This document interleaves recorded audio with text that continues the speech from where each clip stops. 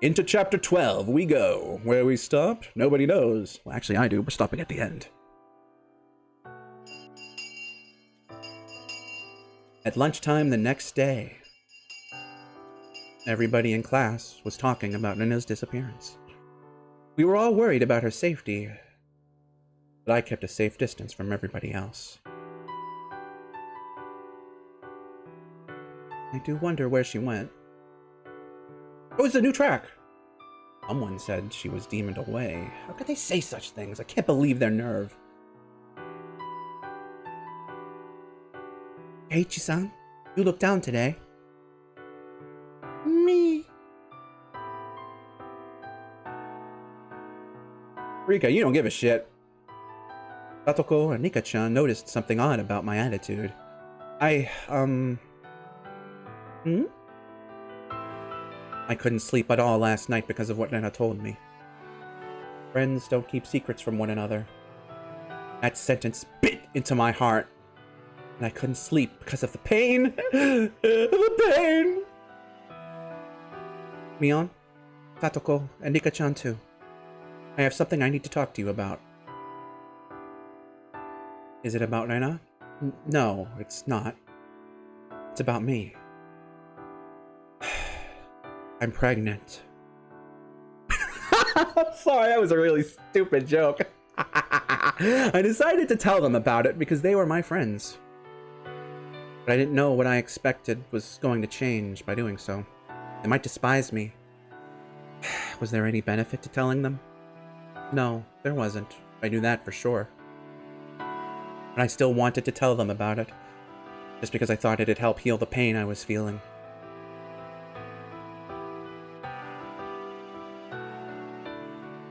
What is this about, Keiichi-san? Well, it's the truth about myself. I'd appreciate if you listened to me. It's about what happened to me before I moved here. I was a kind of guy who wasn't good at anything besides studying. I learned the tricks of the game called studying at my cram school. I enjoyed the sense of superiority I felt by getting good grades. I kept studying just because I wanted to look down on the other students. Oomph. When my grades got better, my parents got happier, my teachers praised me. I felt good. It was fun to look down on the students who were good at running, dodgeball, or swimming. That was the only reason I kept studying. Before I knew it, not only was I the top of my class, I was the top of my school. So I started to think I was the most important student there. I looked down on the kids who were playing in the schoolyard during lunch break. I enjoyed feeling a sense of superiority to them in my insignificance. The more I studied, the better everybody expected me to do. They started to place high hopes on me. They expected me to go to the best school in Japan. I flattered myself into thinking I deserved to go to that school as well. But the fun went out of looking down on people, while the burden of studying didn't change a bit. My classmates stopped admiring my cleverness after a while, and my teachers started to push me to study more. All of a sudden, the fun had gone out of it. To begin with, I didn't even like to study. I had average reflexes, I was average in a fight, I was an average boy, with nothing that really drew attention, so when I found something that I could use to get that attention, I jumped on it. It happened to be studying for me, but if it was riding a unicycle or juggling, I would have done that too. What the hell is with Higurashi and unicycles? Like, this came up a lot in Go and Sotsu too, and I'm pretty sure it's not the only place, but anyway. When I realized I didn't enjoy studying anymore, it got very boring. I was just a little boy who wanted to be praised when I did something better than anybody else. I finished all of my summer homework because my parents praised me for it, and I took charge of cleaning duties at school because my teachers praised me for it. But when they stopped praising me for what I did, I began to feel as though my life had no meaning. My parents used to give me an allowance that was proportional to how good my grades were, so I used to get a substantial amount of money for my age. I don't know if I had a natural interest in violence, or if I was looking for it because of my frustration at the time. I took an interest in BB guns. At first, I shot at cardboard boxes. It was fun. Being violent at pieces of cardboard relieved a lot of stress. Nobody blamed me for doing that. Soon, I wanted to do something I should never have done. On the box that my BB gun came in was a warning label that read, "Do not shoot at people." That was when I thought about doing just that. Why did I do something I shouldn't have? I guess I was just immature. I wasn't interested in studying anymore, but I forced myself to do so anyway. My parents forced me to go to several cram schools. I was mad at them for that. I should have told them I didn't want to study anymore, but I didn't have the courage to do that. So, I used my frustration as an excuse to do something cowardly. I shot at kids who were younger than I was with my BB gun. Apparently only little girls, too, according to Dana, which, yeah. Not that it would be any less fucked up if it wasn't just little girls, but ugh. Gave me such a thrill. It felt so good to do something bad when I was overcome with studying. Needless to say, I had no personal grudge against the kids I shot. As long as the kids passed through a deserted street, they met the requirements to become my target. I didn't mean to hurt them. I did it once or twice from a distance. That was all I wanted to do. Sometimes they didn't react at all because the BBs hit a thicker part of their clothes or something. I didn't like that, so I started to do it until they noticed they were being hit. It inevitably escalated into a barrage. I study a lot. I'm doing something good. So I deserve to do something bad to balance out the good things I'm doing. That was the unbelievably selfish excuse I made. I thought I had a right to do things like that because I was suffering myself.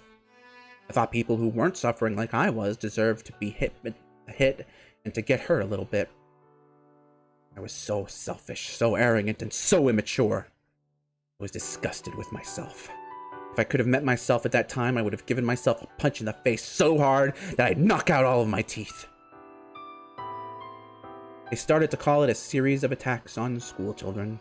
The principal of my school held a morning assembly to inform everyone about the case and to warn them to be careful when playing outside. I was laughing sneakily.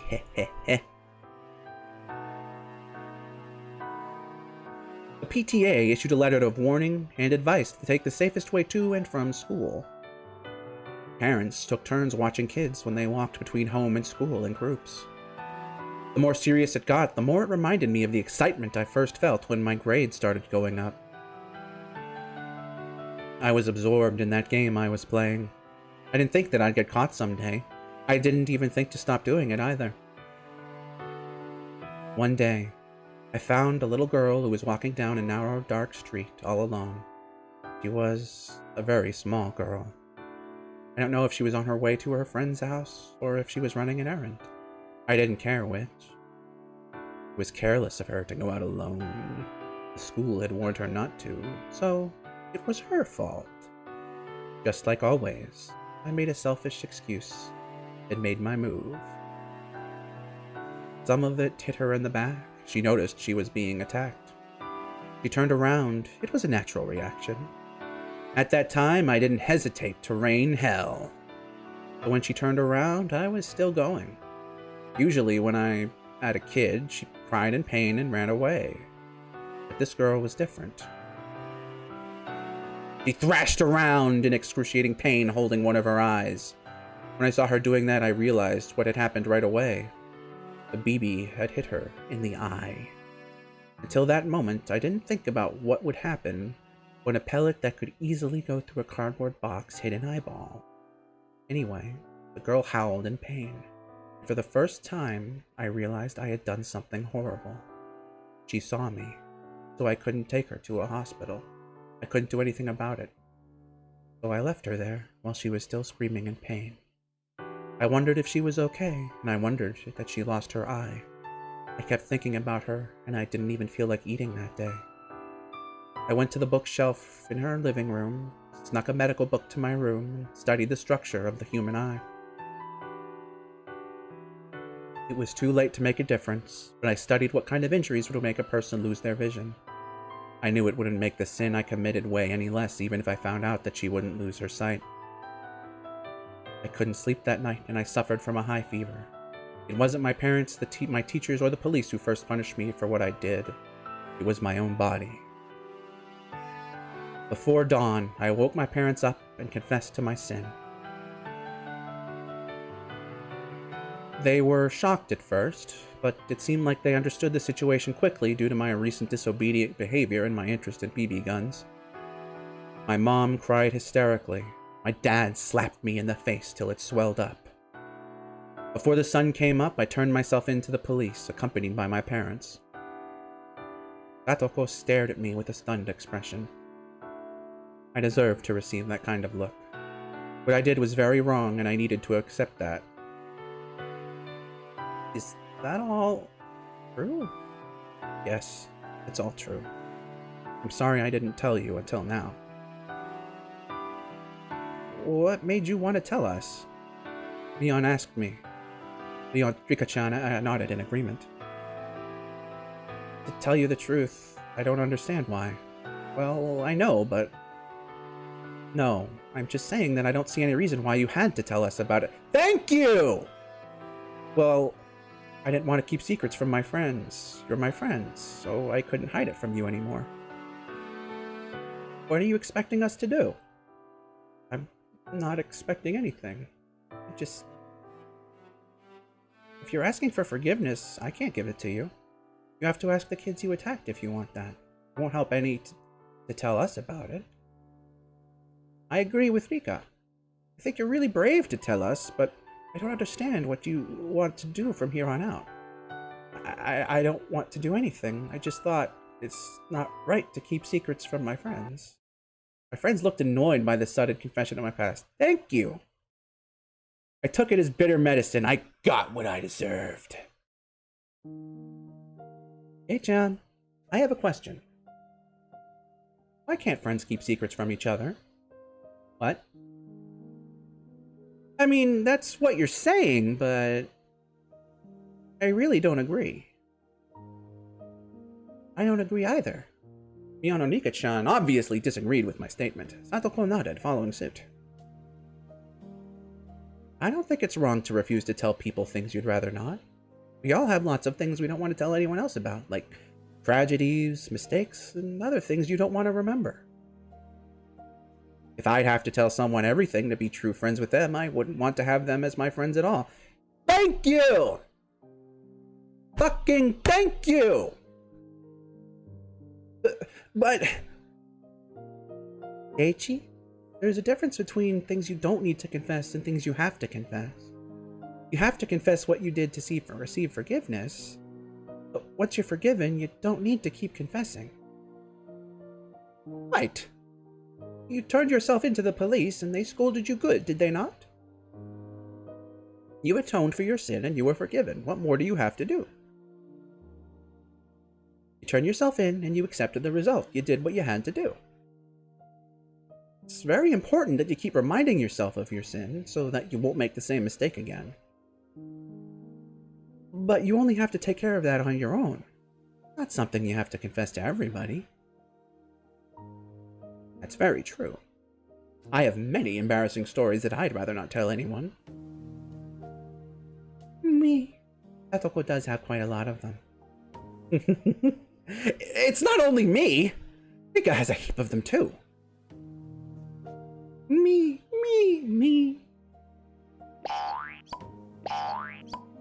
Sound effects. Satoko and Nika-chan fooled around with each other like they always did. Uh-huh. Okay.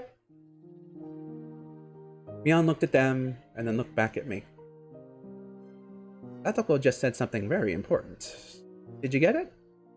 You mean the part where she said she has a dark past that nobody needs to know about?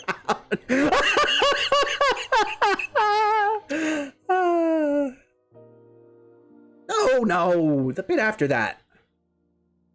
She's saying that everybody has something they'd rather hide. Considering that nobody grows up in a sterilized room, we all learn by trial and error. That's called life, you know? You do both good things and bad things in order to grow up. Your goal is to become a wonderful person by the end. Everything that happens is a very important experience, including both the good and the bad. Yes! The same goes with everybody, with Satoko, Rika-chan, and me too. The same applies to everybody in this class. For example, me used to be a very bad girl. Meow meow. Well, I'm not proud of it or anything, but shooting at people with a BB gun is like nothing compared to what I did. I used to throw bricks at people. I can't even count how many times I ended up in a cell at the police station. During the damn conflict, I was a regular there. I'm not kidding, it's all true. But it happened in the past, and she doesn't have to tell you about it, even though she's your friend. Even though she's my friend. I made a lot of embarrassing mistakes and committed some crimes too. But I don't tell you about them because telling you wouldn't help in any way. That's between me and Rika. If you feel better by telling us about your past, we'll listen. But there's no rule that says you have to tell us about your past just because you were friends. I don't want to dig up a past that you don't want to talk about. That's what true friends are all about, I think. Fuck yeah! Fucking Nana with her toxic bullshit. I agree with you, but we're happy if you feel better now by telling us about your past. We can forget about it if you want us to. We'll never change the way we see you because of this. Oh, you guys. What you did in the city has nothing to do with who you are right now. You're a precious friend to us. I actually don't want to know about your past, to be honest with you. I want to hug my computer right now. These kids are just such sweethearts. I agree with Rika. The same thing goes the other way around. Even if you did something great in the city, but if you were a nasty person here, I wouldn't care what great things you did back then. Indeed. In other words, Kei-chan, the sin you committed in the city is something that you should keep secret in your heart. You don't need to dig it back up just to tell us. I mean, you can if you want, and if anybody changes the way they saw you because of that, I'd look down on them. Down with Rena! No matter what happened in the past, as long as you are a great person at present, you shouldn't be embarrassed of yourself. Am I wrong? What's the purpose of living if we can never earn redemption?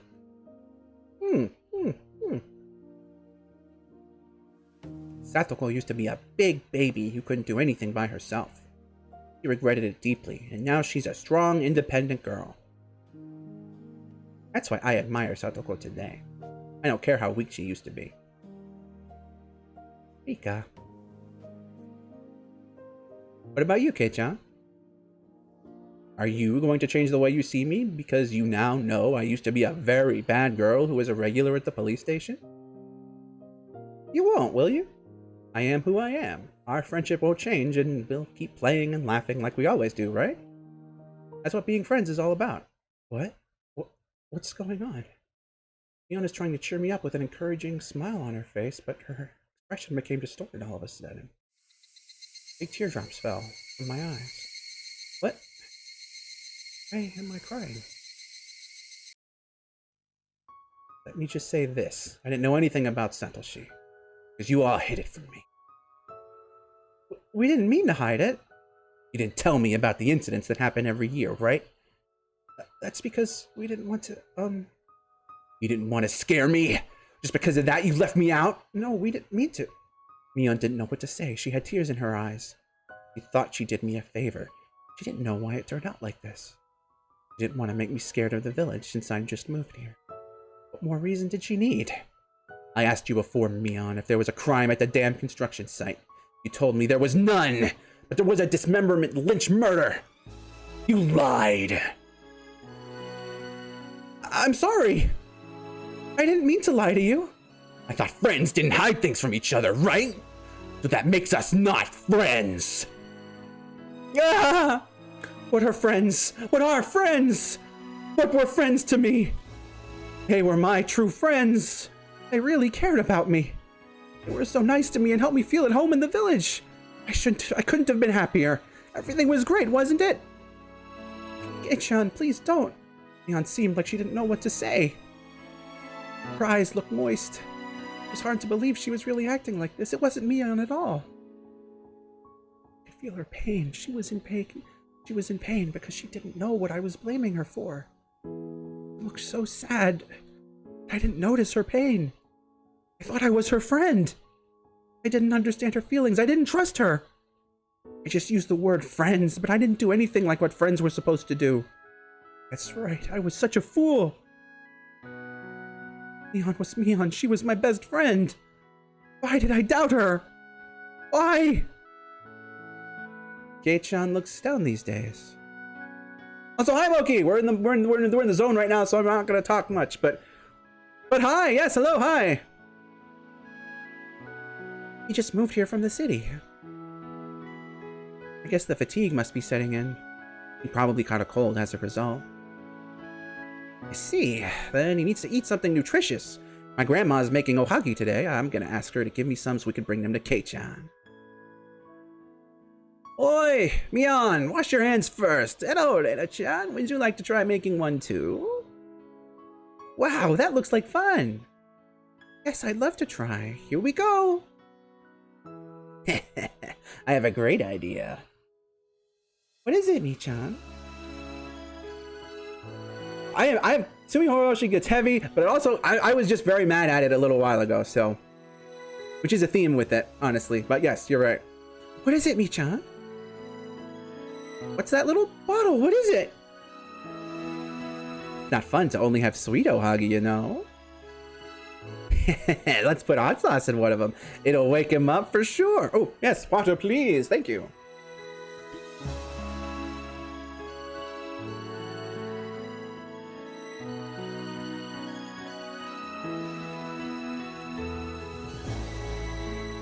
I was mad because Rena is a bad friend. Understandably, because she's crazy right now, but still. And I get, especially, you know, 10 minutes later that that's the whole point. But still. Rena has made me very mad this entire chapter. Like, constantly mad at her. Like, I am constantly getting upset with her. Where she tore into Keiichi for me keeping secrets. Which is what everyone else is like being, no, that's okay at him right now. I was like, oh yeah, that too. That was the first time where she was mad at Rika and Satoko. But then again, where she's like, how dare you keep secrets from me? Ho ho ho. Like, you know. Anyway. Oops, I didn't read that line. It's not fun. The hot sauce. Well, sure. That's right. That's what happened. All right. And anyway, Keiichi's remembering Onikakushi. The first chapter 1. They brought ohagi for me to help me get better. They only tried to help me cheer up. Why did I get so scared of them? Just because Mion knew I had lunch at Angel Mort, I grew terrified of her. Hey, you don't look so good. Maybe you should go lie down.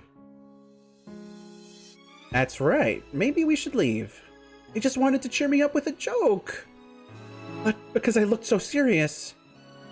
See ya. Please get better soon. I hope we can hang out in the club together tomorrow. That was a normal way of saying goodbye. I don't want you to be absent from school tomorrow, okay? First of all, have I ever visited any of my classmates who were absent with a cold? No, I haven't! I've never done such a nice thing to anybody, because it's too much of a bother. But they did that for me. I understand visiting a friend in a hospital, but I just got a cold. But they just came to visit me with ohagi so that I could get better soon. I should have been thankful to them and said, I'll get better soon, and I'm sure I can come to school tomorrow. So I'll see you then. That was what I was supposed to say. What did I do instead? I locked the door. I closed the door and locked it as if rejecting them. What was I so scared of? What was I so afraid of? Why didn't I say any words of appreciation to my friends who cared about me? I was just so scared of the ohagi they brought for me. What was I thinking? Was it possible that there was a needle in one of them? There wasn't actually a needle at all. It was all in my head because I had read some manga about someone putting needles or razor blades in people's food. It scared me so much that I believed it could also happen to me for some reason, and I thought there was a needle in the ohagi. You were so stupid, Keiichi! Why would your friends put a needle in food they only brought to make you feel better? It was crazy to think like that. Even if there was a needle in one of them, I should have thought it was some kind of mistake, and I should have believed in my friend's innocence. That's what a true friend would do, but what did I do? Pound! Splatter! Smash! I threw the ohagi that they spent so much effort making on the floor. Why? Why did I do that? I got along so well with them. I moved to Hinamizawa and I made friends for the first time in my life. They were my best friends. Meeting them was the most wonderful experience of my life. I'd probably never have another one like that for the rest of my days. I knew that, but I got scared and I doubted them. They noticed that I was acting odd. That's why they called the manager, Irie. They thought a sedative might help me relax so I could rest and get better. That's why they carried me up to my room. The aunt just wanted to make it fun. She's the kind of person who expresses her goodwill by making a joke out of it. I knew that better than anybody. She knew Irie would roll up my shirt to check my heartbeat with a stethoscope. So she was just trying to draw graffiti on my shirt just like she did to Tomitake-san as punishment for the game he lost. Yes. That's why Mion took a felt marker out of her pocket. A felt marker. She brought a marker from home because she just wanted to do something funny. She tried to cheer me up by making me take a punishment for fun rather than nursing me because that's just what Mion is like. She went to the trouble of bringing a felt marker to my house. Okay, Keiichi, she brought a marker to your house. Okay, you don't need to go that hard on that. I get what you're saying, but she took the trouble of bringing a marker to my house. That's a little okay. Just because she wanted to cheer me up. I mean, she also could have just grabbed one from your dad's office or something on the way up the stairs. Like, it's just a marker, dude. Calm down. It's just a fucking marker, my dude. She took the trouble to bring the marker to my house to make me feel better. A felt marker. Okay. Then I held me down tightly, and Mion came closer to me to write something on my shirt. Mion whispered the words she was going to write on my shirt. I heard them. I heard them clearly. I heard what she was going to write on my shirt. This is so fucking dramatic. I get that it's a big reveal, but I hope you get well soon, Mion. I heard them. And why? I should have known she wasn't going to do anything to hurt me. And why? Why? Why did the marker look like a syringe to me? Why did I think that Mion was going to kill me? Why does he keep repeating himself? It wasn't possible! It wasn't possible! Why? Why does he keep repeating himself? Why did I misunderstand that Mion was going to kill me?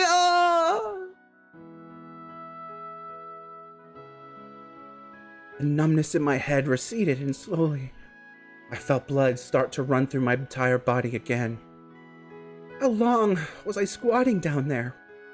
For a few minutes? Or a lot longer than that?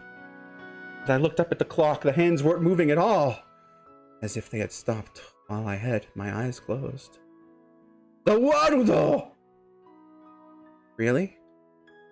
The atmosphere in the room wasn't filled with insanity like it was earlier. It was quiet and gray. And it wasn't holding me down. Mion wasn't about to give me an injection. Was all of that just some kind of illusion?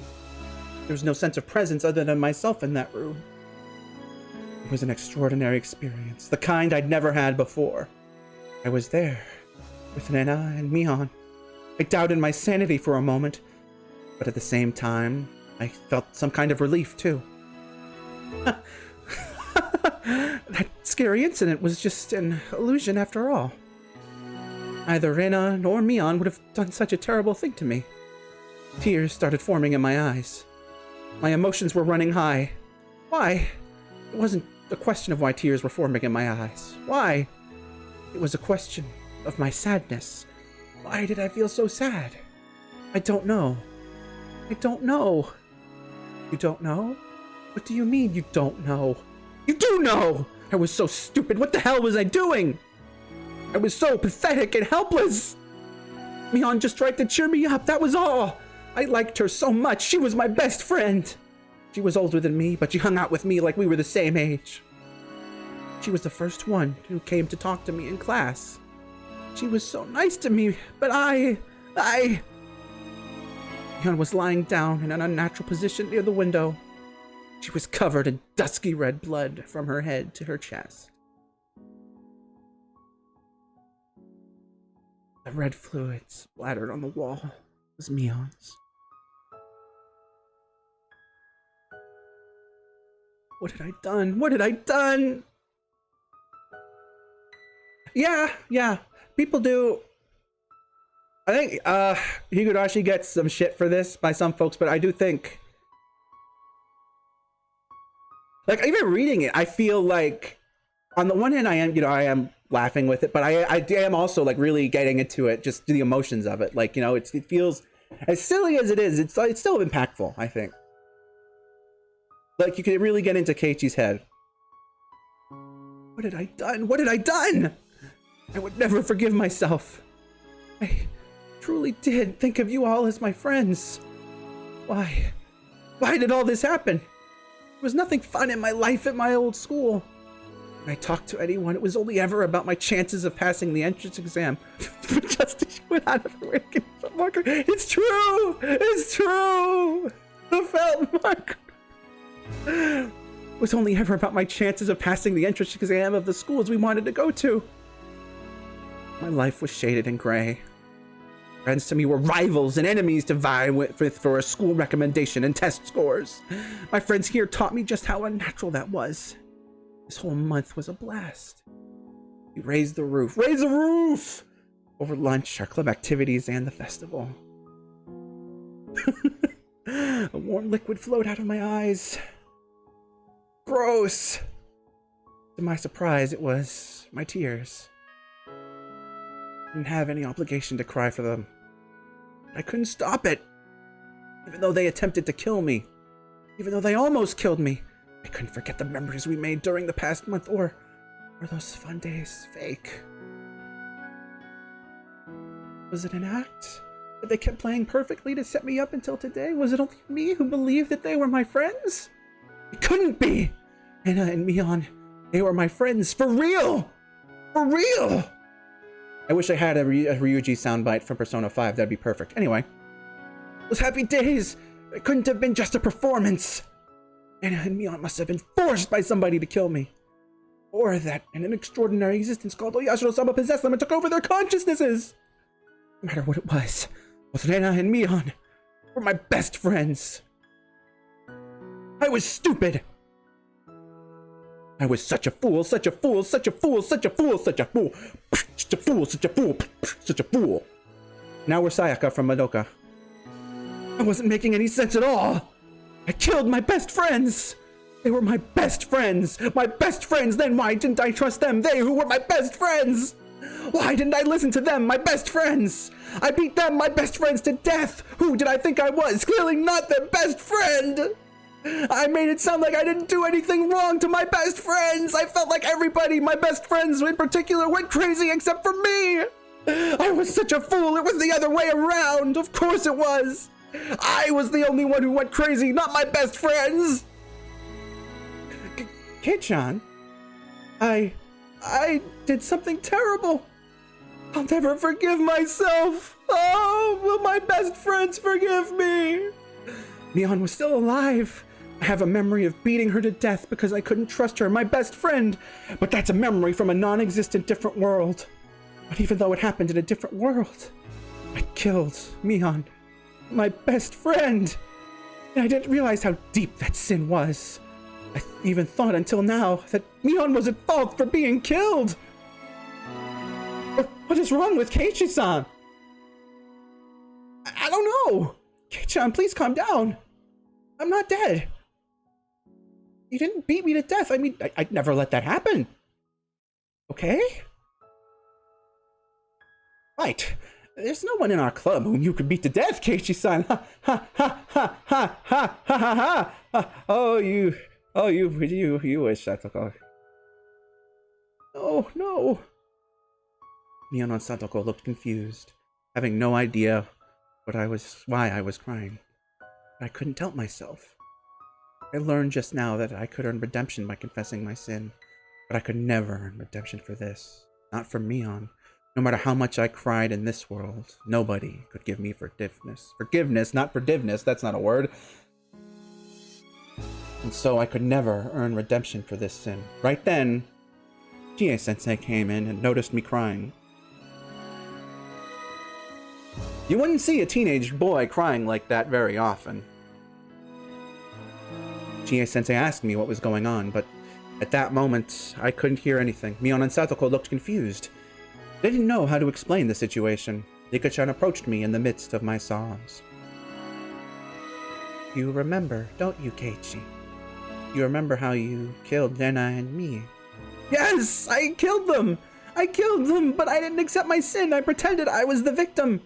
I cursed and blamed my friends until the moment I died. There was blood everywhere, and in the end, I just died alone without any regrets. I clawed my itchy throat in a phone booth.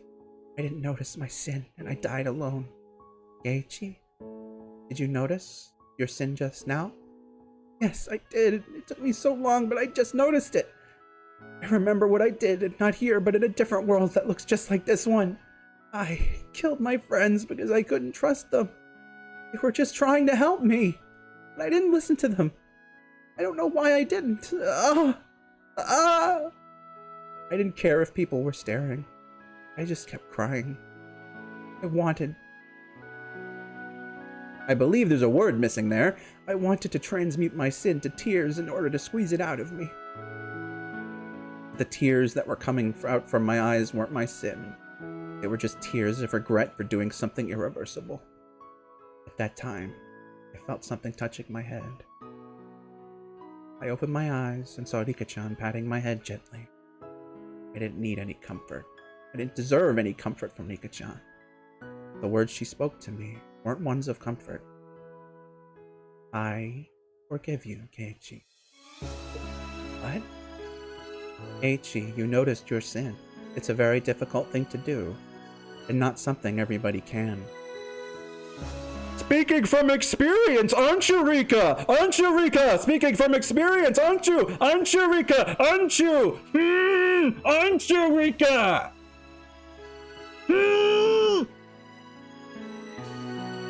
All right, I'll let it go. I'll let it go. Not everyone can understand how great you are, and hence they can't forgive you. But I can. Because I know how great you are. Rika-chan. This is a miracle. You noticed the sin you committed in another world. That's impossible to do. But you did it! That is the most unbelievable and precious of miracles that could exist in this world. I didn't understand anything Rika-chan was saying. Why not? I mean... But I felt like she's the only one who understood that impossible memory I had. Oh. You should be able to understand what Yugurena is going through right now. Yes, I understand.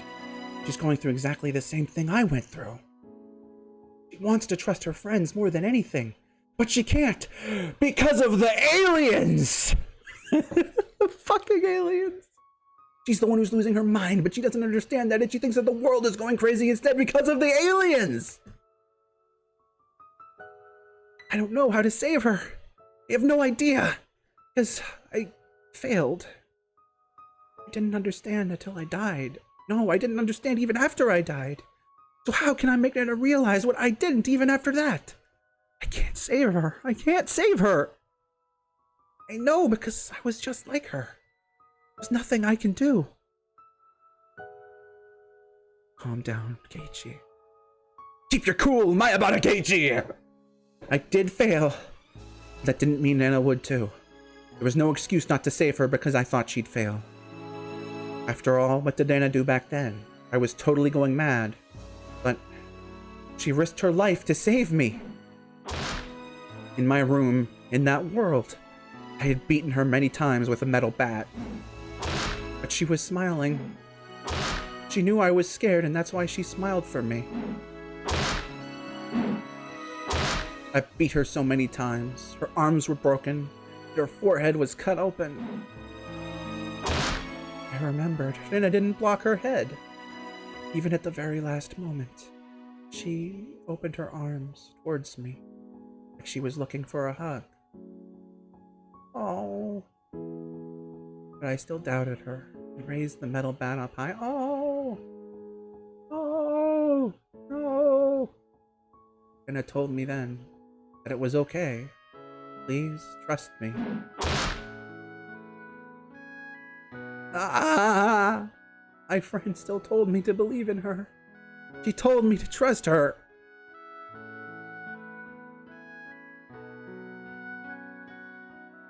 I still didn't. I lost it and attacked her. She was in danger. She was actually killed.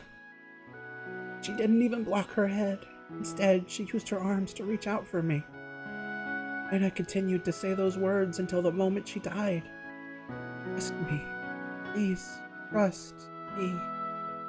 She risked her life to save me. Till her very last moments. She kept telling me to believe in her. But I didn't listen. For so long, I believed, I truly, truly believed that I didn't do anything wrong. I feel a little bit better now that you've forgiven me, Rika-chan. But I still have to atone for my sin. I'm going to do that in the same way Rena did for me. I'm going to save her.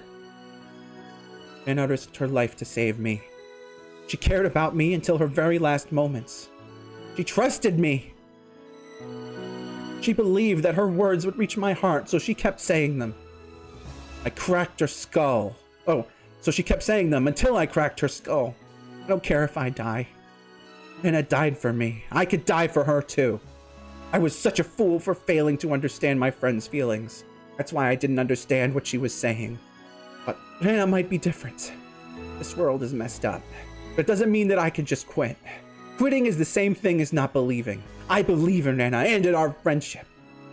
That's why I could still make it. I could still prevent a tragedy from happening. I could change fate. We will struggle together to seize our future. Rika-chan nodded with a serious look in her face, and she put a hand in the pocket of her skirt. Eiichi, I won't give up either. I'm not going to lose hope in this world. I was tired from meeting with countless failures. I gave up on this world as it started to go wrong. That's why I kind of gave up on Rena last night, but I was wrong. I realized that the will to fight is such a beautiful and divine thing, and it can work miracles that can even alter the path of fate.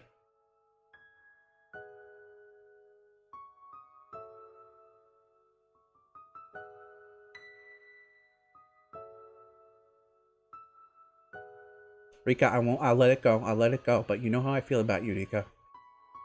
So I'll fight with you. I'll drop Satoko like... Alright, I'm gonna say it. I'll drop Satoko like a fucking rock. But I'll fight with you right now. Yeah, she probably is talking in her grown-up voice.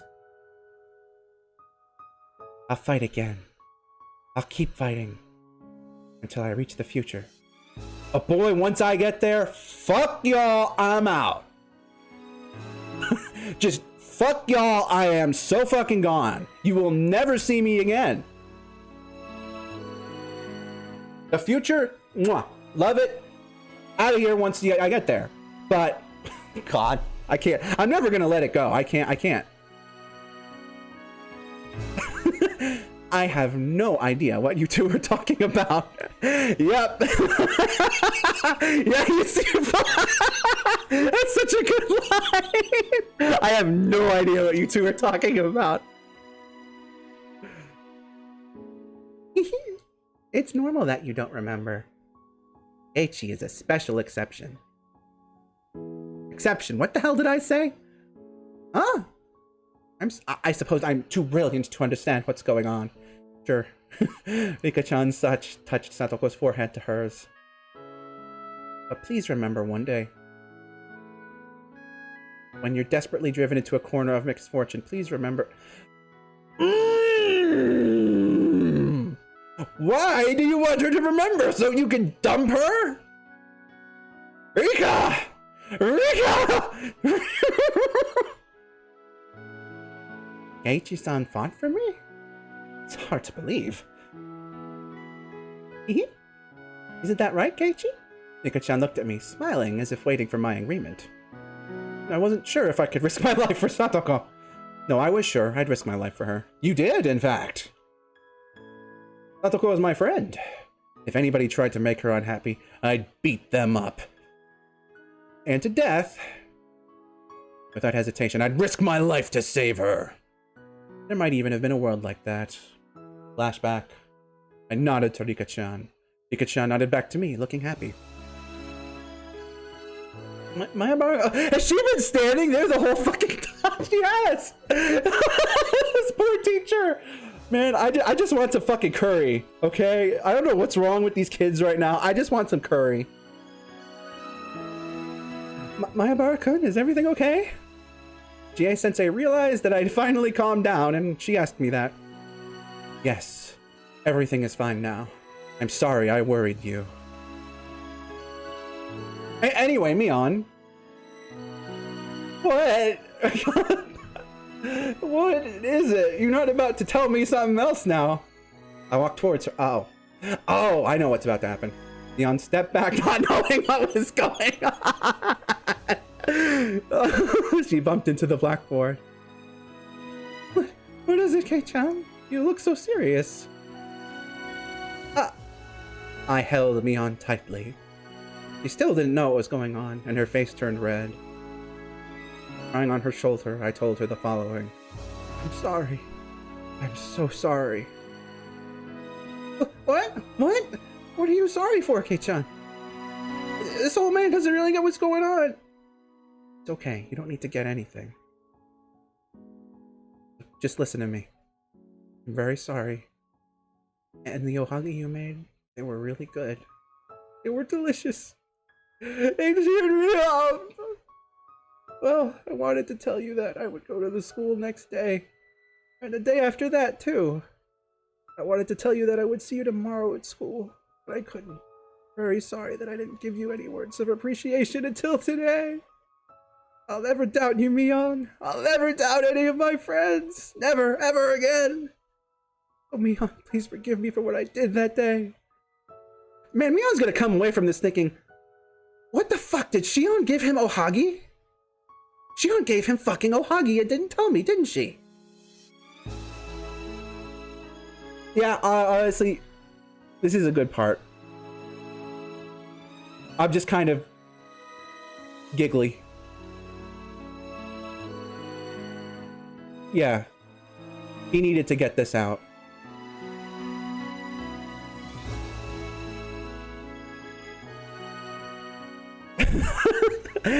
Like, as much as I've become, you know, don't watch the anime, I still remember,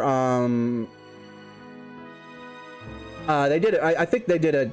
I remember, for one thing, it was the scene. With this scene, I believe, I was either in the anime or the manga. This scene was outside in one of them, and I remember I really thought the voice actors did a good job with it, though. Like, I still remember Yukino Satsuki, who is Mion and Shion. Like, I still remember, like, God, it's like over 10 years ago, like her like squeak when Keiichi hugged her.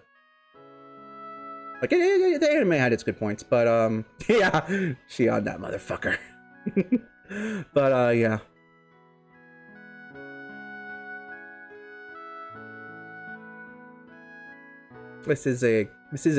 I know I'm being giggly and kind of ruining it, but this is a very good part.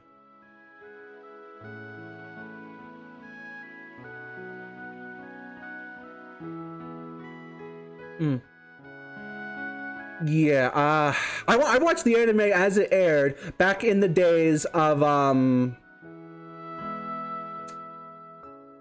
you had to watch like episodes of stuff in 3 parts on YouTube. That was when I was watching the freaking. That was how I watched the Higurashi anime, actually, as it came out. Oh god, those were the days. But then that, you know, little backstory. Then that led to following Umineko as that came out, and I actually never finished the Umineko anime. I couldn't. Ugh. God, I'm just like being punched with flashbacks right now.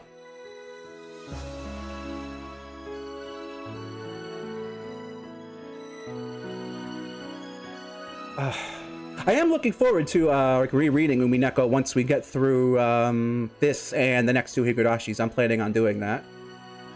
So, you know, that'll be fun. I couldn't even, I know we're getting off topic, but I couldn't even like, it took me like 2 years after I finished Umineko, just fun spoilers, not spoilers, really. Spoilers for my life. After I finished Umineko, it took me like 2 years to be able to just listen to any of the soundtracks again without crying. So, you know, we'll see how far I get before I break down. I probably won't be able to stream the last one. I'm gonna just say that now.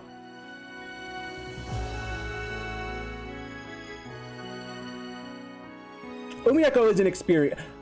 That I think is Zirconia more than Higurashi, as far as the hopelessness, but especially since we may never get a fucking second chapter. But that's another story.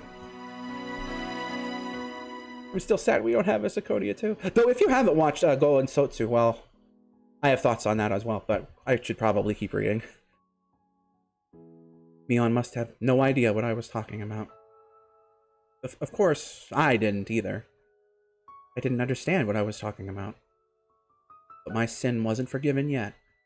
I needed to confess my sin in order to receive her forgiveness. I know you risked your life to save me, Mion. So, I'll risk my life to save you too when you're in some kind of trouble. Ah, but you have! I promise I will. Hey, Chug. You're making me blush. Yes, sir! I mean... Mion's face was bright red. She didn't know what was going on. Atoko was blushing too with a confused look on her face. But Nika-chan and I understood everything. We weren't going to accept a tragedy. We couldn't give up just because the world was going out of order. We'd unplug it and then plug it back in. We were going to fight against fate to the very last moment. Mion fought for me. Rena fought for me. That's why I was going to fight for Rena. Just like she did for me, I was going to risk my life to save her.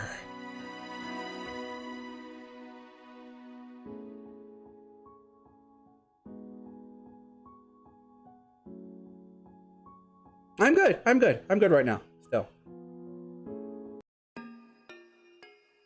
I do think I am getting a little, nasally, but other than that, I actually feel pretty good right now, today. The summit was being held at a traditional Japanese restaurant in Shishibone City.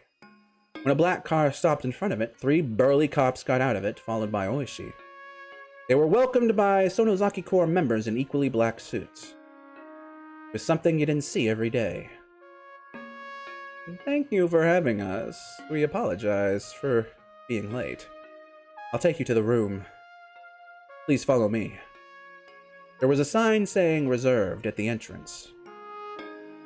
Oishi and his subordinates were taken inside. They walked through the restaurant's pretentious landscape garden, and they came to the gorgeous Japanese-style entrance. Hey, it's Akane! Hey! A woman in a kimono was waiting at the entrance, as was Kasai. Upon seeing the police officers, they stopped chatting and bowed deeply.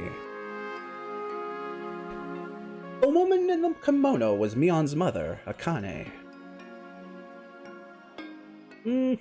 Nice to meet you, Mrs. Sonozaki. Thank you for having us today. It's a pleasure to meet you. Thank you for coming all the way here despite your busy schedule. Not at all. I've been looking forward to the feast I'm going to have today. Kiyomizute is famous for his dried bean curd, right? I can't wait.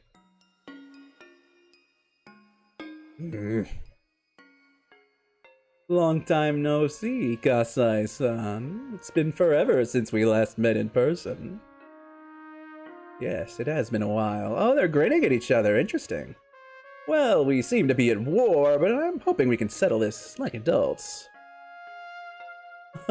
Although, we're ready for an all-out war whenever you are.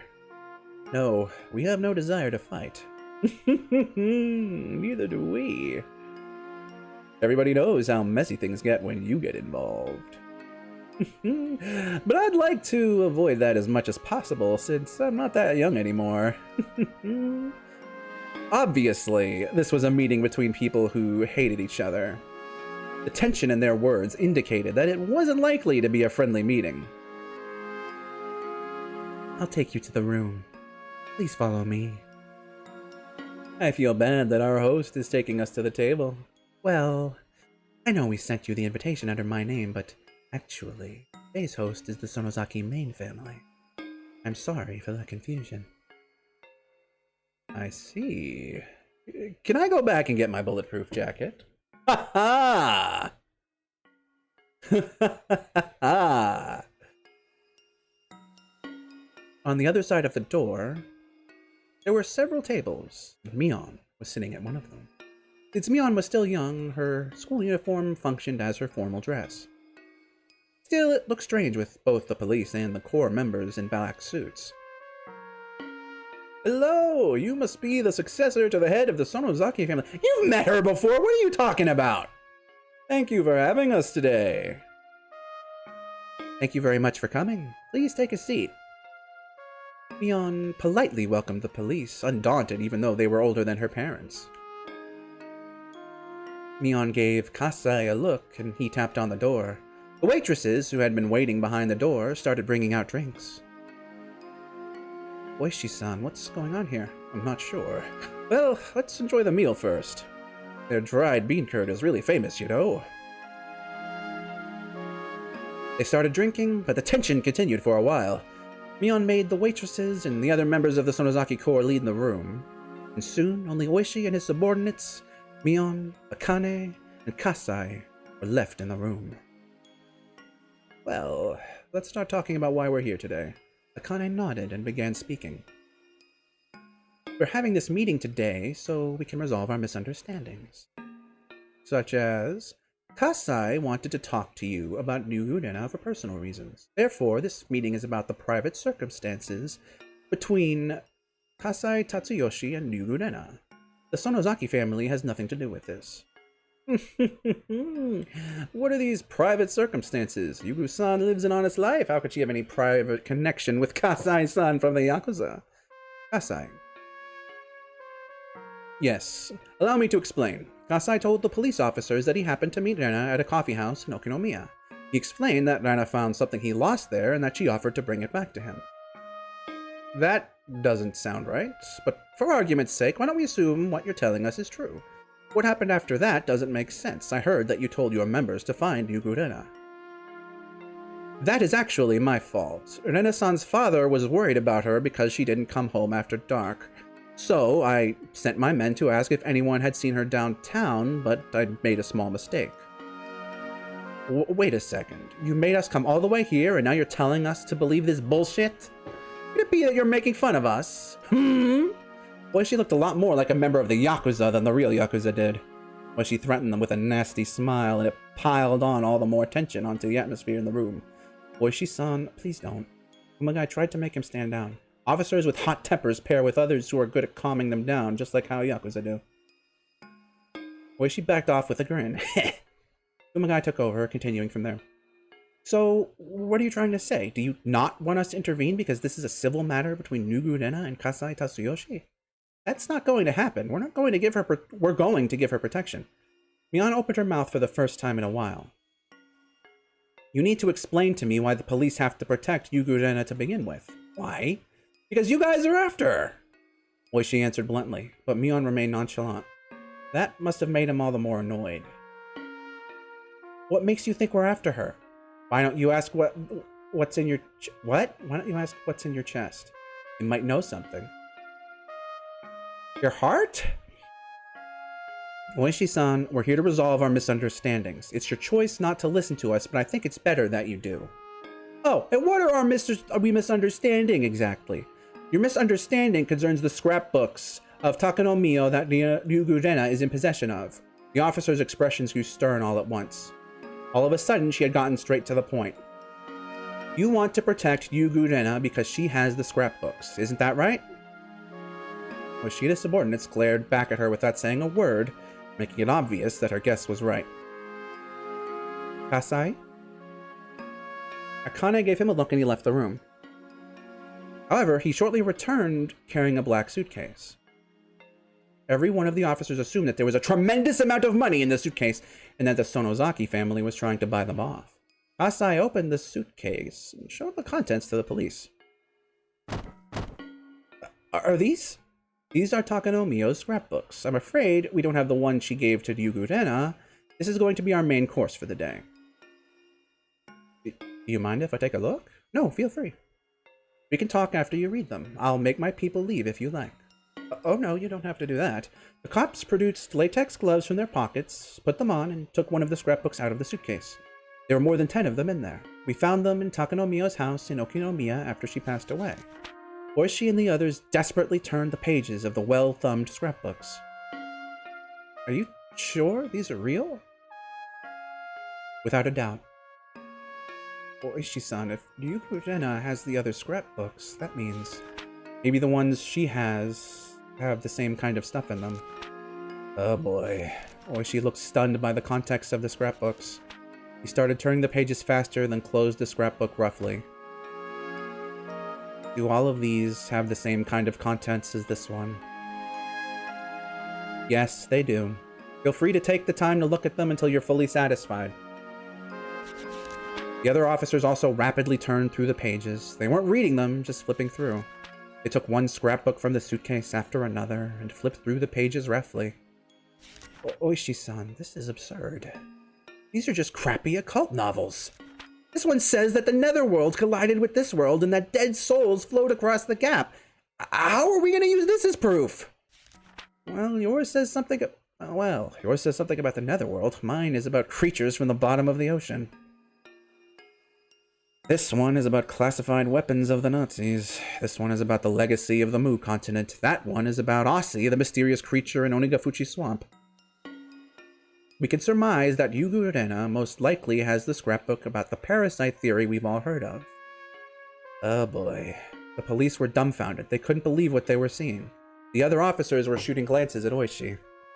They hadn't said anything to him, but they never really believed the story of the parasite, let alone the bioterrorism, but Oishi had believed them, and believed it, and told them he had proof. None of the scrapbooks in front of them said anything about parasites, but it was easy to assume that the contents of one scrapbook were no different in nature from another. In other words, all of them were just crappy occult novels. Well, Oishi appeared unable to accept the fact that was facing him. But now that he was actually looking at it, it was too difficult to ignore. Takano Mio was an occult geek who had laughable ideas about the legend of Onigafuchi. But Rena took them seriously, and so had Oishi. The other officers could no longer stop themselves from laughing at the ridiculousness of the scrapbooks. Oishi glared at them. They stopped laughing. The main reason Oishi took the story of the parasite seriously was because the Sonozaki family was apparently after Ryugu-rena for the scrapbook she had. Plus, Takano, the owner of the scrapbooks, was killed! Because of these two reasons, he believed in that occult B-novel. Oishi was frustrated, without a doubt. He has to accept that he was wrong. Oishi was eager for any information that could help him solve the series of mysterious deaths of Inamizawa before he retired. A combination of a number of factors made Takano's ridiculous theory become highly creditable to him. Let me ask you something. Why was Takano Mio killed? We have no idea what happened to Takano Mio and Tomitake Jiro. Of course you don't. A liar doesn't call himself a liar. Come on, Oishi-san. Do you think we do such a lousy job as to let the police find the bodies? Oh, fuck!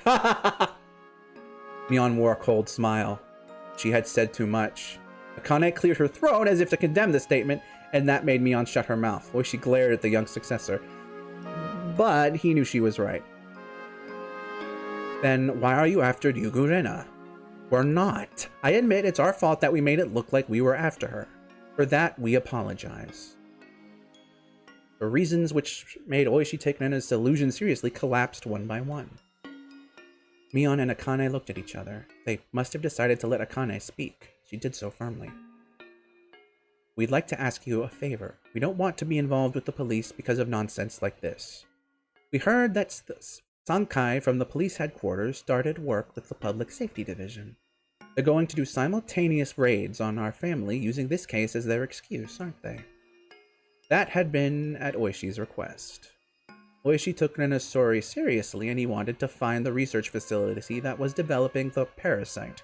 He was intending to use it as a proof of the potential bioterrorist attack. But as he had no idea where to start looking, he tried to conduct simultaneous raids on all the facilities the Sonozaki family owned in the entire prefecture in cooperation with the task force for the gang groups and public safety. Jesus fuck! Normally, the circumstantial evidence he had wouldn't be enough to get their cooperation. In fact, public safety doubted Oishi's sources because they hadn't heard of any potential terrorist attacks. They trusted their information network. But Oishi took advantage of his long career and his old friends, and he managed to get them to cooperate. Oishi's face broke out in a nervous sweat. Needless to say, he realized he was completely wrong. We caused you some trouble during the dam conflict, but the era is reaching its end, and things have changed. We are a Yakuza group that sides with the weak and crushes the strong, but we're also trying to achieve peace and stability in line with these changing times. If we get raided now, we're going to lose face. Who cares about your face? She has a pretty face, but who cares about it? I know we'll find something with those raids. We're going to go through with them. If you find something, good for you. But if you don't, you know it'll cause a big liability issue that even you won't escape from. But even you won't escape lightly, Oishi-san. Alright, it sounds like you really do want an all-out war, huh? If that's what you want, please carry out your job to your own satisfaction. We'll take on the challenge anytime. What? But Sonozaki Akane didn't betray Oishi's expectations. Although her right to become successor was taken away, Akane had been through a lot more than Mion. Oishi couldn't back out now, but he knew it was a fight he probably couldn't win. Kumagai butted in and tried to calm him down. If we put a stop to the raids, what would we get in return? Mion answered this time. We'll give you those scrapbooks as proof of our friendship. I'm sure you can use them to cancel the raid attempts. These scrapbooks proved how ridiculous Takano Mio's theory was. Takano was dead anyway. Oishi could show people these scrapbooks and say he was fooled. He could still pretend the whole raid thing never happened. He might have to take responsibility for it, but if he didn't back off now, there'd be no doubt that he'd face a hopeless mess. If he was going to back off, it was now or never. The administrative staff at his station weren't exactly fond of him. He made such a huge mistake right before his retirement. People who'd been looking for a chance for revenge would cut his pension with glee. His pension was decided by multiplying his base salary by a certain number. If they cut his base salary, there was no way he could avoid a big reduction. Oishi-san. He decided to back off.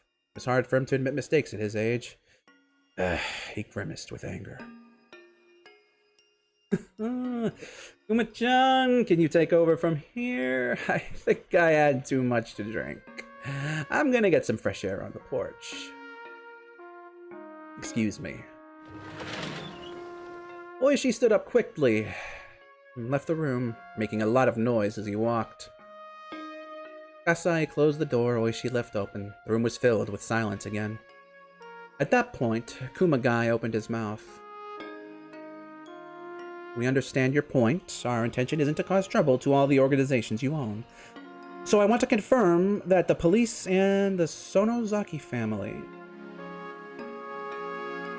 Is it? Oh, Rika, yeah, Rika I get. Dana, I did not know.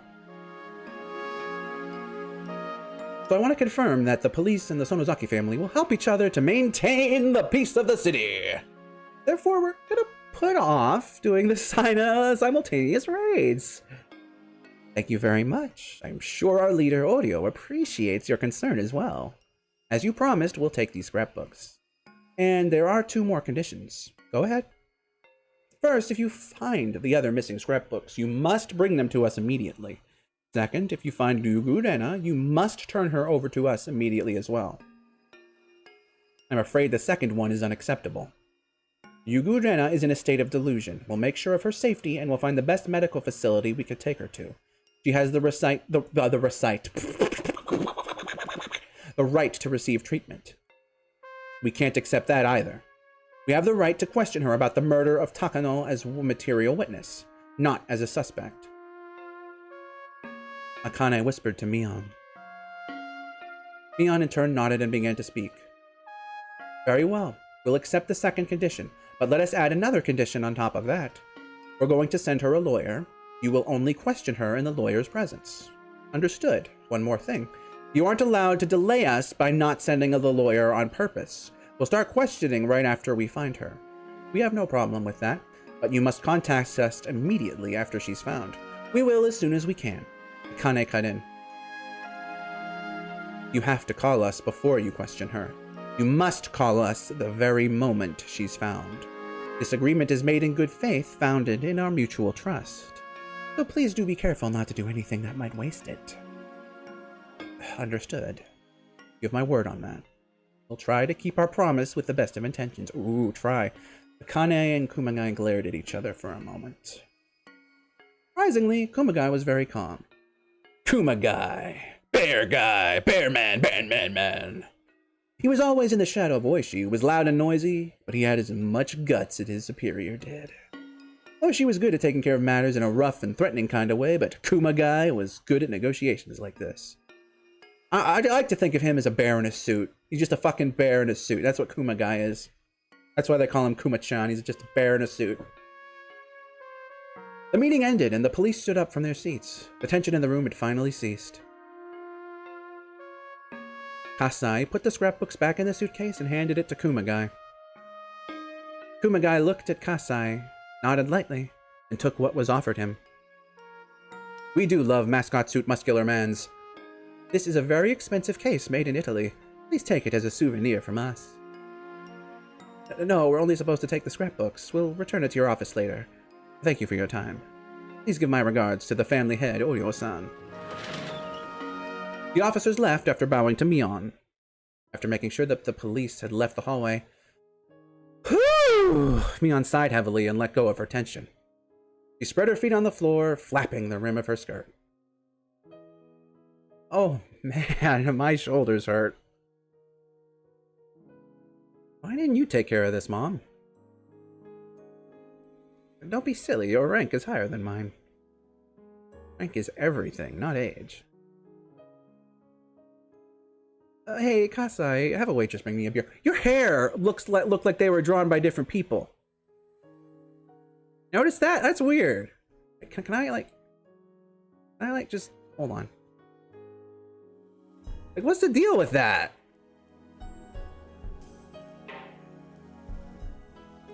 Like, the rest is kind of fine, but then it's like the way they did the hair is like totally different.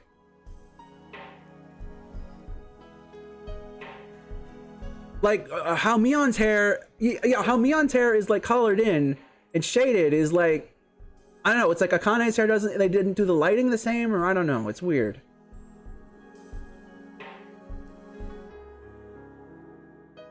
Like the rest of the sprite looks fine, but yeah, it is almost like a different art. Like, I mean, I don't know. I'm sure if she was holding up her mitten hand, her muffin hands, it'd be fine. But hey, bring me a beer.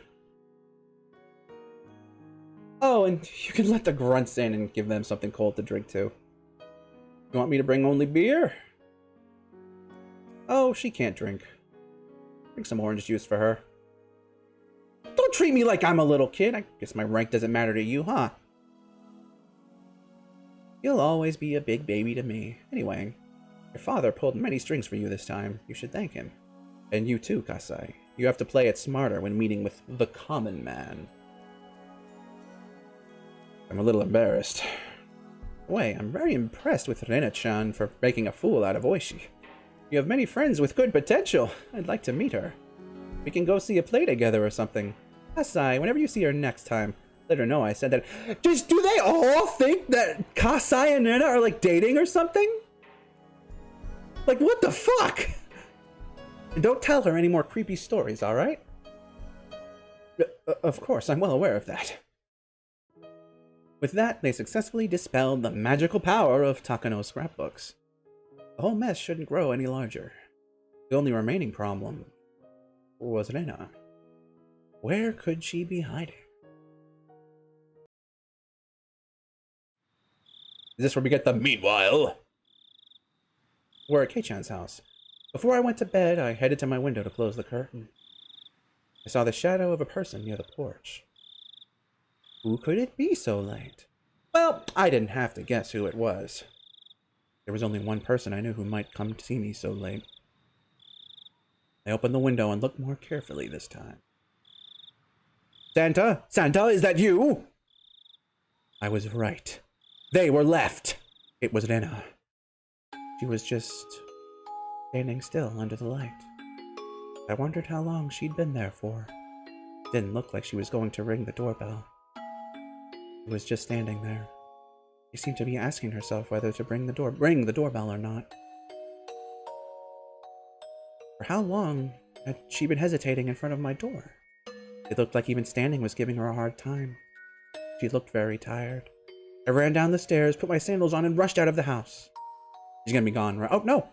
Rena looked surprised to see me, even though I came out after making a lot of noise. Rena! Is that you? Rena! She looked relieved to see me for a moment, but then she soon glanced downwards and looked sad again. How long have you been standing here? I don't know. Maybe since the sun set. Rena must have been staying somewhere outside for the last 2 days at the very least. And it wasn't like she'd been camping for fun. She'd been in a state of high tension the whole time, believing that someone was trying to kill her. Rena looked utterly exhausted. She seemed to have taken care of the deep scratch she made on her neck the other day with some large band-aids. The band-aids had cute pictures, but that only made the wound on her neck look more painful. I saw some band-aids soaked with blood on her arms and body too, and I could tell she made them herself. She had more scars than she had last night. Anyway, let's go inside. You haven't eaten anything for 2 days, have you? I tried to take her in the house. She refused, with a vague expression on her face. It wasn't that she didn't want to go into the house. It was more like she had to refuse, because she thought she didn't deserve it. I can't take it anymore. Even at this moment, maggots moving through my body. Itches really badly, and it feels like they're about to come out from everywhere. Rena, I think you have some kind of disease. Why don't you get some rest here? We'll go to the clinic first thing in the morning. He understands your delicate situation, so he'll see you in private. No. I know it. I know exactly how Tomitake-san died. I'm trying not to do what he did for as long as possible. Rena believed she was given some kind of suspicious drug that made her claw at her neck to death, just like Hinamizawa-san. Do you know Tomitake-san did? She had convinced herself that it was going to happen. She wouldn't hear anything else right now.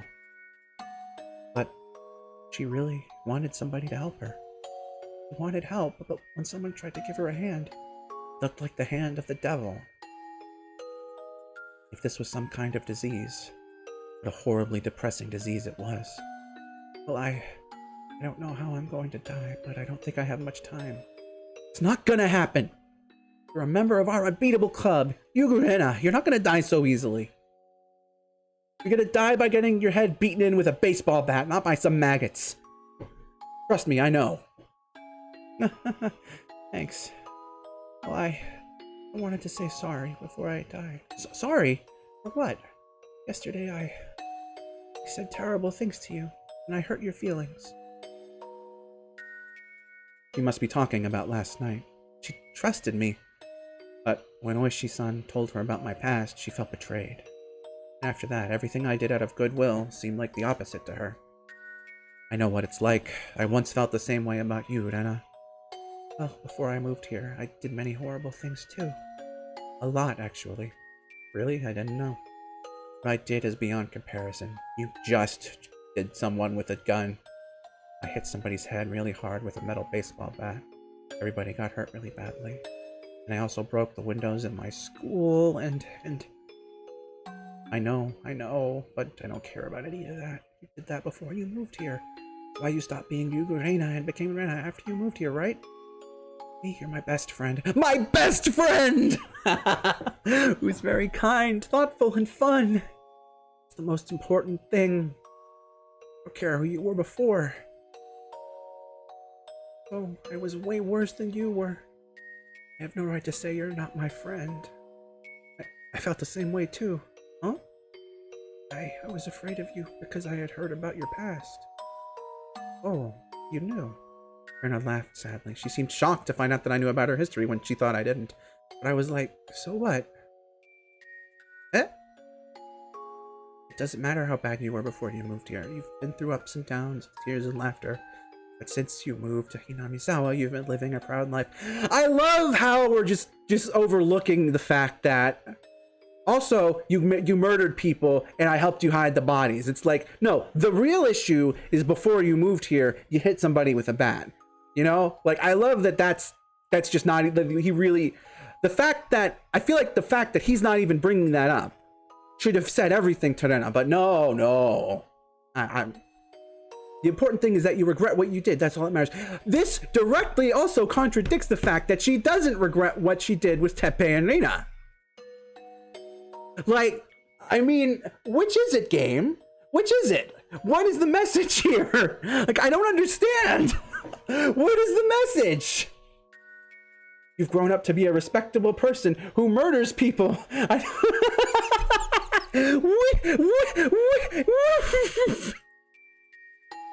Like, they spent the past 2 chapters here with Rena going like, with this dynamic between Rena and Keiichi over these past 2 chapters has been like, look, like this whole theme is, look, whoever you were in the past doesn't matter because who you are now is a good person. Except who Rena is now is someone that has murdered 2 people.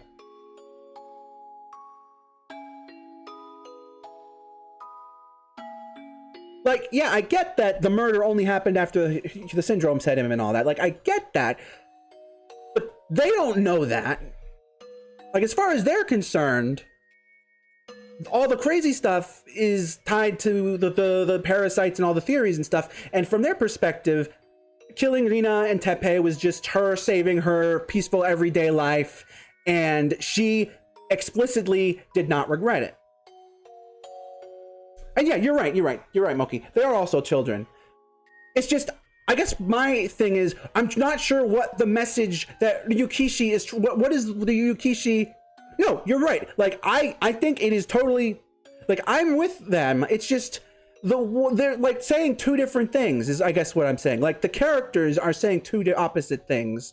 And I'm not sure if, like, it's kind of, it's like, don't get me wrong. Like, I agree.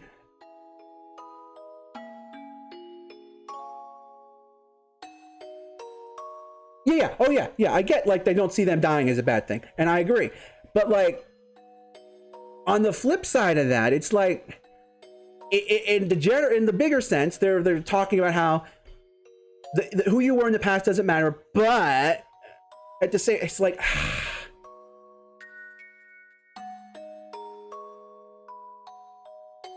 Because then when Rena was like, oh, when she was tearing into Keiichi for keeping secrets from her, or at the end of the last chapter, it's like, hold the fuck up, Rena. What about how he helped you cover up a murder? Like, why are you prioritizing the gun thing? I mean, I get obviously why the whole she's going cuckoo for Cocoa Puffs right now, but like,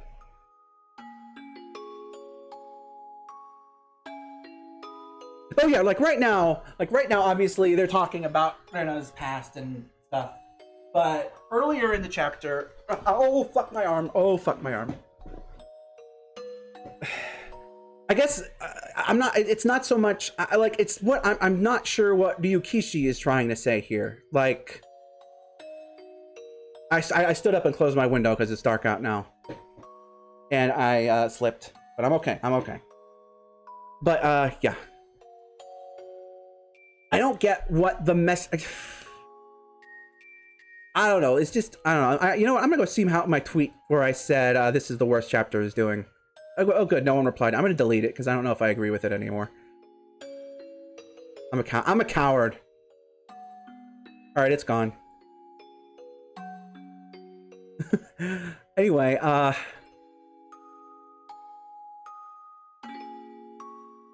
don't know. This chapter just has been very giving me a lot of mixed feelings.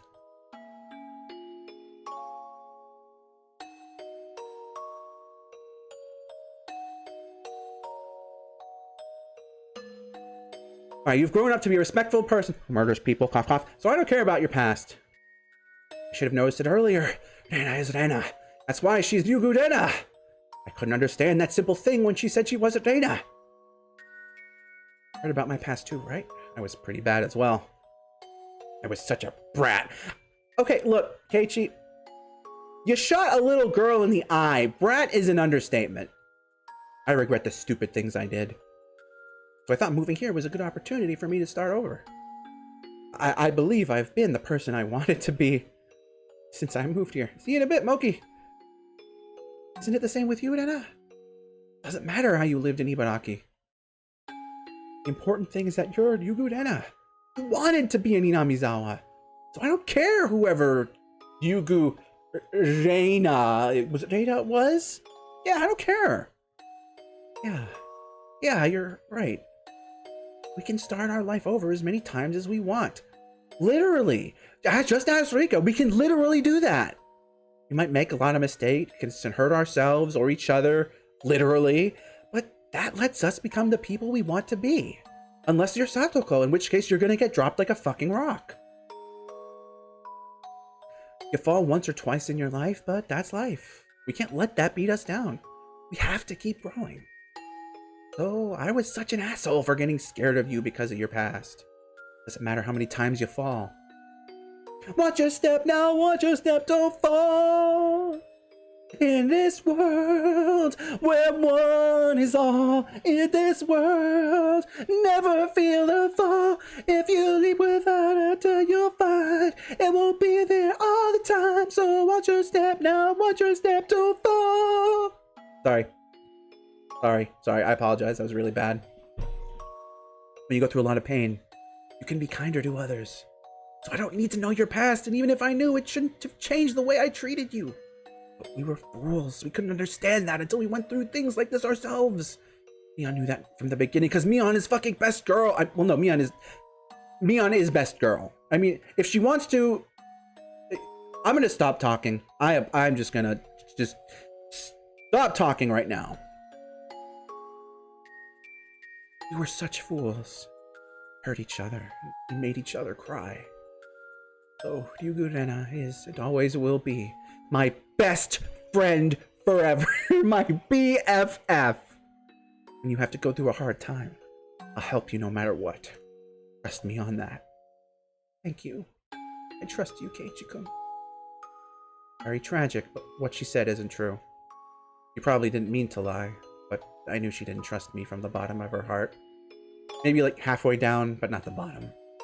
My words didn't reach her. I knew that because Nana kept telling me to trust her that time. She kept saying those words while I kept hitting her with the bat. But they still didn't reach me. I don't think I have much time left. But I'll try my best to save Hinamizawa. Because wonderful people like you live here. No! Nana! I'm not going to let them take over the village. I'll fight so we can regain the peaceful days we had. I'll defeat their conspiracy. She said that she trusted me, but she didn't understand anything I was saying. Even if I kept telling her that the conspiracy was Takano-san's delusion, it wouldn't reach her. Thank you, Keiichi-kun. Thank you for forgiving me. I do. I forgive you. But please forgive me for what I did to you. I'm going to save Hinamizawa, I promise. So, Keiichi-kun, will you help me? I trust you. Only you, Keiichi-kun. We can save Hinamizawa together. Will you help me? Rena! Rena! I knew how bad of a corner Rena was driven into. If I was her, I'd be walking around with a baseball bat, thinking every single person around me was my enemy. And I cared about me so much, but I saw her as my worst enemy. But Rena, you still trust me, even when you're driven into this bad of a corner. I couldn't understand what you were saying. I beat you to death while you kept telling me to trust you. But you're different. You still trust me. You are so... Why are you crying? I'm sorry. I'm sorry. I'll never betray you. I trust you, Rena, so please forgive me. I don't know what you're talking about. You've always believed in me, Keiichi-kun. So I trust you too. I can trust you, right? You're the only one who trusts me, right? Tears fell from my eyes. I sobbed and nodded again and again to answer her. Tears welled up in Rena's eyes too. Before I knew it, we were putting our foreheads together with tears in our eyes. Well, I found a way to end this battle. Really? Yeah. I might not stand a chance, but this is the best and only resistance I can think of. And I don't know what you're going to do. But if you do that, we can regain our happy days, right? We can, can't we? We have to, or I'm not going to let you go anywhere. Don't worry, Keiichi-kun. It's going to be a come-from-behind victory, and we'll gain our happy days for sure. I don't know what she had on her mind. It began with a delusion, and it did end with a delusion. If I encouraged her too much, she twisted it into an attack on her. I was like that at that time. I took Rena's goodwill as the complete opposite thing, so I stopped denying her story. This was Rena's battle. It was her lonely battle. She had to fight against her own delusion. The more we tried to help her, the more we drove her into a corner. But I would always be there for her. Whenever she needed help, she could reach me. I wanted to let her know that, so I just said one thing. I'm on your side until the very last moment. No matter what, I'm on your side. Even if I told her to trust me, I knew she couldn't right now. I knew that, but I told her those words anyway. Even if she couldn't believe them, and if she tried to smash my head in, I'd say those words. I'd keep saying them until I die. Thank you, Keiichi-kun. Everything will be over tomorrow. We'll win for sure. And then we could play around in the club together again. With everyone. We'll return to our happiest times. Although she wished to regain our happy times so badly, I couldn't get rid of the darkness that controlled her mind. Well, I have to go now. I have to get ready for tomorrow. To tell the truth, I didn't want to let her go. I wanted to stop her, even if I had to grab her arm.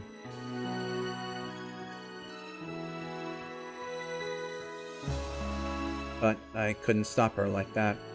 If I grabbed her arm, she wouldn't trust me anymore. Wait, Rena, what do you have to do to get ready for tomorrow? It's a secret. I might ask you for help later. You'll help me when I do, right? Of course! I nodded strongly so she could tell I was still on her side. I didn't know what her come-from-behind victory meant at this point. The first thing I could think of was that she was going to invade the house of the Sonozaki family, which she thought was her enemy. So I called Mion to warn her after Rena left. Mion laughed bitterly and said, "Why does everybody want us to be the bad guys so much?" But she understood the situation. It'd be easier if we really did act like the bad guys. It might be better if we tied her down and took her to a hospital. If it comes to that, I guess we have no choice. But I want to believe in her. I want to believe her.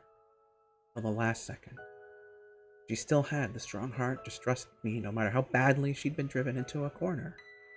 She's not like me, so I'm sure she can defeat her delusion. It's hard for this old man to understand what you and Rika-chan have been talking about these days. Did anything serious happen lately? I'd say it happened lately, in a way. It killed me on a couple of days after the festival. I'm sorry I've been talking crazy lately. Anyway, please don't lose confidence in Rena. Alright? You know I won't. Anyone can catch a cold of the heart sometimes. Just happened to Rena this time, and that's all. God, Beyond, you are so good! Well, she has a relatively high fever, but I'm sure she'll get better soon, and we can laugh about this later. Not as bad as you think, Kei-chan. That silly Oishi admitted his mistake. He doesn't even know about you-know-what. So we'll just say Rena overreacted a little bit, and this will be over. Really? You really think you can do that? Did you forget that I'm the next head of the Sonozaki family? I have both the skill and the power to do that. This old man had a meeting with Oishi at a restaurant today, and we cleared up all the misunderstandings. Oishi was shaking in fear the whole time. Hey, I'm pretty good, don't you think? Mion bragged about her achievement, laughing loudly. I could tell she was exaggerating a little.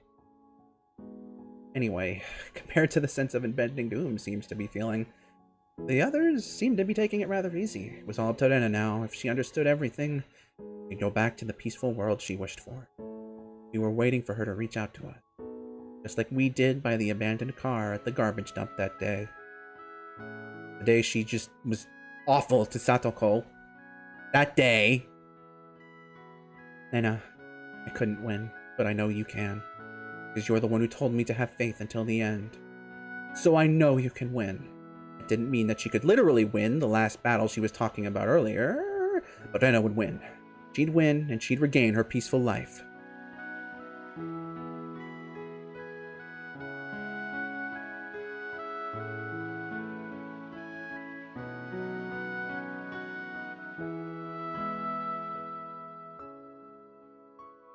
Last night. New tips. Tomorrow is the day. Oh, you mean the day we die? Oh dear. It's going to end up the same way this time, just like the last time. I don't know about that. It's been very similar to the last one, but there were some things that were different too. Gage, you remember what happened? That's impossible. No way he could remember. I mean, there's no way he could know. The more you say that it's absolutely impossible, the more it makes me feel like this is a real miracle. Nothing we can do. It's going to end up the same way again. I'm not sure about that. Yes, it will. Everything will be over when the Higurashi cry. Was it all going to end anyway? The more often you throw a die, closer the total will get to the average. When you throw a die 100 times, even if a miracle happens and you get a 6 twice or 3 times in a row, the total will average in the end. That's a fact of statistics. But when you throw a die 100 times, the total number ranges from 100 to 600. The more you throw, the greater the likelihood that the number will converge on the average. But the truth is, the more you throw, the more possible outcomes you create. There are 500 different futures you can create by throwing a die 100 times. There are 5,000 different futures you can create by throwing a die 1,000 times. There might be one future among them that enables you to actually finish this never-ending game of dice. Eiichi showed me a miracle, and it taught me that it's not a waste of effort to keep throwing the die. Don't give in to something like an average. You think we'll never have a different ending, don't you? I can tell because it's written all over your face. I think so too. I think we're going to have the same ending this time again. I'm not going to give up hope until I throw the die for the last time. Eiichi taught me that. Something is going to be different this time. I'll try to believe in that. Rika, you're a very strong person. Yeah, I know.